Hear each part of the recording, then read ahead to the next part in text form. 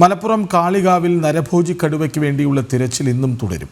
3 സംഘങ്ങളായി തിരഞ്ഞാണ് തിരച്ചിൽ നടക്കുന്നത്. വയനാട് മുത്തങ്ങയിൽ നിന്നുള്ള കുഞ്ചു, കോന്നി സുരേന്ദ്രൻ എന്നീ കുങ്കിയാനകളെയും സ്ഥലത്തെത്തിച്ചിട്ടുണ്ട്. ഇതുവരെ ലഭിച്ച വിവരങ്ങൾ വെച്ച് മാപ്പിംഗും തയ്യാറാക്കുന്നുണ്ട്. ഇന്നലെ പ്രദേശത്ത് 3 കൂടുകൾ സ്ഥാപിച്ചു. 50ഓളം ക്യാമറകളും സ്ഥാപിച്ചിട്ടുണ്ട്. കടുവയുടെ സാന്നിധ്യം ഉറപ്പിച്ച ശേഷമേ കുങ്കിയാനകളെ കൊണ്ടുപോകൂ എന്ന് നിലമ്പൂർ സൗത്ത് DFO ധനിത് ലാൽ പറഞ്ഞു. വരികയാണ്, ഒരു ഡിസ്റ്റൻസ് ഉള്ള ഏരിയയിലാണ് വെച്ചിരിക്കുന്നത്. അപ്പോൾ പോകുന്ന വഴി അവർ പരിശോധിച്ച് പോവുകയാണ്. ഇന്നിപ്പം തെരച്ചിൽ ബാക്കി തുടങ്ങിയിട്ടുള്ളൂ. എന്തെങ്കിലും ചെറിയ പ്രസൻസ് ഉണ്ട്, അപ്പോൾ നമുക്ക് ആനേനെ ഇറങ്ങും.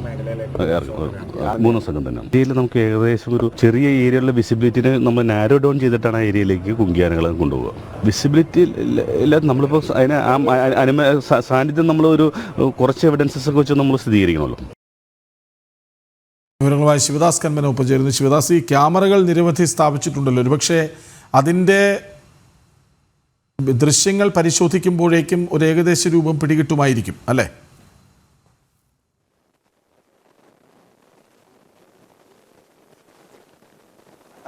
കൃഷ്ണരാജ്, ഏകദേശം 50ഓളം ക്യാമറകളാണ് വിവിധ ഇടങ്ങളിലായി സ്ഥാപിച്ചിട്ടുള്ളത്. ഏകദേശം കടുവയുടെ സാന്നിധ്യ സാധ്യത ഉള്ള സ്ഥലങ്ങളിലാണ് ഇത്തരത്തിൽ ഈ ഒരു ക്യാമറകൾ സ്ഥാപിച്ചിട്ടുള്ളത്. ഇന്നലെയും ഇന്നുമെല്ലാമായി ഇത്തരത്തിലുള്ള ക്യാമറകൾ സ്ഥാപിച്ചു. മിനിഞ്ഞാന്നും കുറച്ച് ക്യാമറകൾ സ്ഥാപിച്ചിരുന്നു. അങ്ങനെ മൊത്തത്തിൽ 50ഓളം ക്യാമറകൾ പല ഇടങ്ങളിലായി സ്ഥാപിച്ചിട്ടുണ്ട്. എല്ലാ ദിവസവും രാവിലെ ഈ ക്യാമറകൾ പരിശോധിക്കുന്നുണ്ട്. ഇതിൻ്റെ അടിസ്ഥാനത്തിലാണ് പിന്നീടുള്ള തിരച്ചിൽ നടത്തുന്നത്. എന്നാൽ ഇതുവരെ ക്യാമറയിൽ ഈ കടുവയുടെ ദൃശ്യങ്ങൾ പതിഞ്ഞിട്ടില്ല എന്നാണ് വനംവകുപ്പ് ഉദ്യോഗസ്ഥർ പറയുന്നത്. ഇന്ന് രാവിലെയും ഈ ക്യാമറകളിലെ ദൃശ്യങ്ങളെല്ലാം തന്നെ പരിശോധിച്ചു. പക്ഷേ ഈ കടുവയുടെ ഒരു സാന്നിധ്യവും സ്ഥിരീകരിക്കുന്ന തരത്തിൽ അല്ലെങ്കിൽ അതിൻ്റെ ദൃശ്യങ്ങൾ ഈ ക്യാമറയിലൊന്നും തന്നെ ലഭിച്ചിട്ടില്ല എന്ന് വനംവകുപ്പ് ഉദ്യോഗസ്ഥർ പറയുന്നു. കഴിഞ്ഞ ദിവസം ഈ കടുവയുടെ കാൽപ്പാടുകളുടെ ദൃശ്യങ്ങൾ ഈ ക്യാമറയിൽ പതിഞ്ഞിട്ടുണ്ട് എന്ന വനംവകുപ്പ് ഉദ്യോഗസ്ഥൻ പറഞ്ഞിരുന്നു. എന്തായാലും കടുവ ഈ ഒരു അടുത്ത പ്രദേശത്ത് തന്നെ ഉണ്ട് എന്നൊരു നിഗമനത്തിൽ തന്നെയാണ് ഈ ദൗത്യ സംഘം ഉള്ളത്.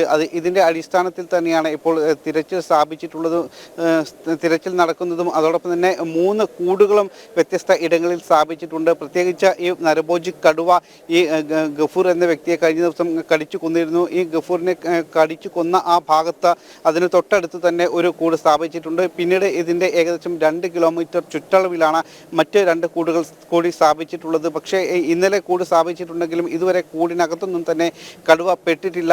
പ്രത്യേകിച്ച് ഇതൊരു ദുർഘട പാത കൂടിയാണ്, അല്ലെങ്കിൽ വലിയ കയറ്റവും ഇറക്കവും എല്ലാം തന്നെ ഉള്ള ഒരു മേഖല കൂടിയാണ്. അതുകൊണ്ട് തന്നെ ഈ കടുവയെ പിടികൂടുക എന്നത് വലിയ വെല്ലുവിളി തന്നെയാണ്. പക്ഷേ നാട്ടുകാർ ഇപ്പോഴും വലിയ ആശങ്കയിൽ തന്നെയാണ്.